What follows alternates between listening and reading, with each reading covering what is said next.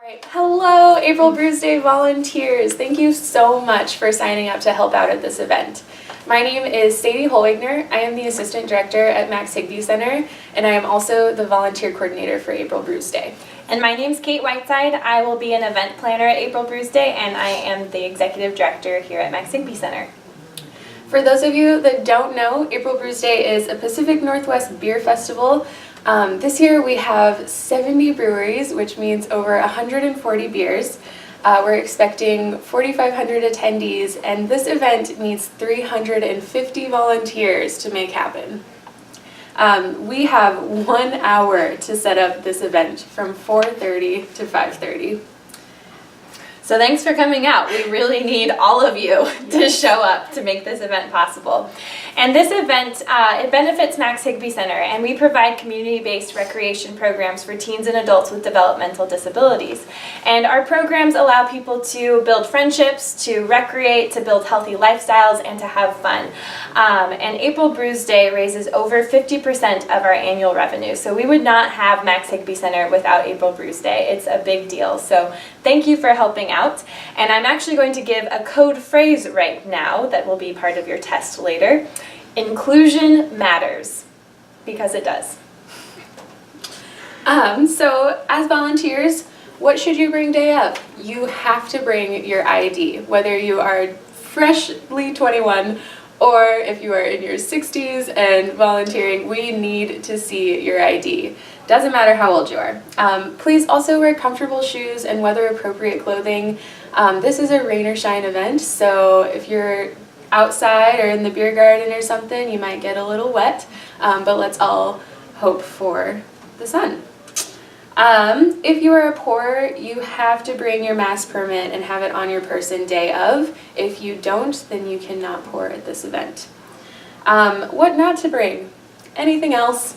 We don't have the space to store any personal belongings, backpacks, purses, anything like that.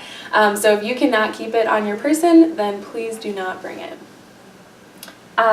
Also, I just want to make a note that we can't make any kind of job switches unless you are unable to fulfill the position's requirements. So shoot me an email if that happens, or if you feel like you can't fulfill your position, but if not, I can't make any special requests. So to go over a few of our volunteer expectations, we know that you all are lovely people and are going to do wonderful jobs, but just so you know what we expect of you. The first one is a big one. Don't get really drunk and wasted at this event. You have to be able to volunteer, and so if you're drunk and cannot do your job, we will ask you to leave. And we also won't ask you to come back next year. So please drink responsibly, have some fun. There's lots of beer, like Sadie just said, so enjoy some beer, but try not to have like 20 or more beers so that you can fulfill your jobs. Also, as a volunteer, you should be empowered as an authority figure. So you are an authority figure of this event, which means please keep an eye out for potential issues like excessive drinking among the crowd, people trying to sneak in, people breaking their glasses, using fake IDs, any of those issues. Please ask those people to stop it or ask them to leave the event. You do have that authority to do that. Also ask for help. If there's any issues like the things that I just listed, you can talk to a volunteer captain who you'll be checking in with at volunteer headquarters. You can talk to your beer garden zone leaders. These zone leaders will have special sashes and will be roving around the beer garden zone that you'll be working in, so ask them for help if you need to. You can ask myself or Sadie or any of the team leads. We will be dressed up really silly in, I think, wigs. And tutus? And tutus. All right. So ask us for help. We'll be around the event. There's also law enforcement in their uniform, so you'll see those people walking around the event too, so you can ask them for help. So just let people know if there's an issue. Also, please note that in case of an emergency, if it's an emergency outside of April Bruise Day, it's an emergency inside of April Bruise Day. So call 911. If there's a fire, if there's a huge fight, if you think that there should be police, and if you would call 911 outside of April Bruise Day, do it inside the event. For more minor stuff, like for basic first aid, you can send people over to volunteer headquarters where we will have some first aid kits. Finally, the other expectation for all volunteers is to look out for Scrip. These are the tasting tickets. And this equals money for Max Higby Center. So please make sure that people are collecting these Scrip tickets, that attendees are giving these Scrip tickets for each glass that they taste. And also keep an eye out for any Scrip tickets that are not the official event Scrip, which we will tell you day of. This is not what it's going to look like. It's a secret until the day of. So just make sure that Scrip tickets are being collected, because that is $1 for Max Higby Center, and every time they're not being collected, that's $1 that our programs do not get.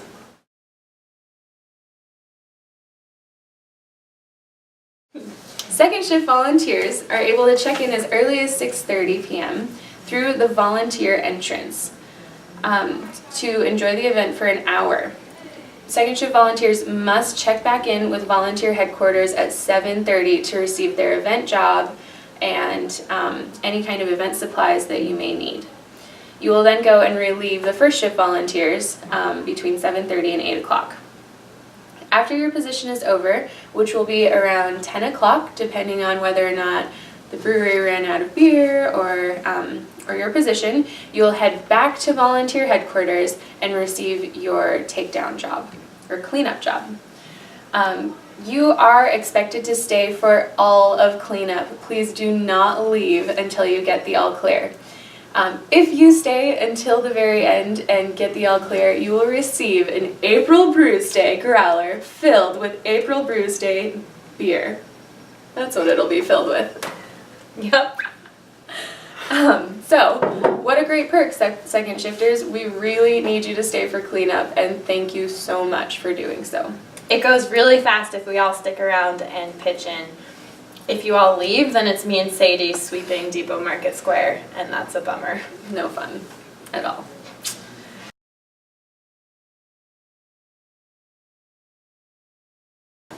As a Scrip Seller volunteer, there will be multiple tables where attendees can buy tasting tickets, also known as Scrip, at the event.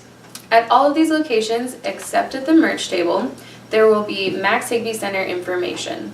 There will also be a Max Higby Center staff that you will be stationed with at each of these tables. Volunteers will assist in selling these tasting tickets and providing Max Higby Center information to attendees.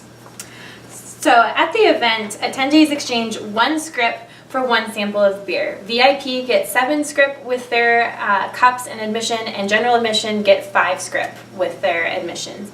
Attendees can purchase extra Scrip if they would like to have more beer taste. And they can purchase those 3 Scrip for $5, and that is where your position comes in. You will be selling these multiples of 3 to people who would like to purchase more Scrip tickets. These Scrip tickets can be purchased with cash, checks made out to Max Higby Center, and credit cards. At all of the stationary Scrip tables, there will be an iPad and PayPal for you to swipe cards. The Max Higby Center staff will assist you in learning how to use that device. For money pickups, there will be designated Max Higby Center Scrip leads. I will be one of them. There will also be a person named Taylor and Karen. The 3 of us are the only people who can collect money from your cash boxes. And the Max Higby Center staff who you will be partnered with at these stations will know all of our faces. Anyone else in the event cannot take money from your cash box. Please do not let them. And it's really important to guard your cash box. Please always have eyes on the cash box. Make sure that you're communicating with your team member, talking about when you need breaks, or talking about when you need to leave for any reason, so that they know that it is then their responsibility to watch the cash box. Also keep the lid to your cash box closed so that money's not just visible for everybody to see and think about stealing. So this is a really important job. All of the money that we raise here at this event is for Max Higby Center, and we wouldn't have Max Higby Center without April Brews Day, so your job is very important, and thank you for guarding the cash box. Also, the second code phrase for this video that you will need to remember for the quiz is "Let it rain beer." Volunteers, if you need to cancel before the event, please let me know. You can shoot me an email, give me a call. And that is not a problem. We can find somebody to replace you. But if you don't let me know, that makes things so much harder for us day of, and we are scrambling to fill your position. So it is so important to give me as much notice as possible. And thank you so much for volunteering. Like I said, we need volunteers to put this event on, and we really appreciate the time that you give to Max Higby Center. We really wouldn't have April Brews Day or Max Higby Center without you, so thank you.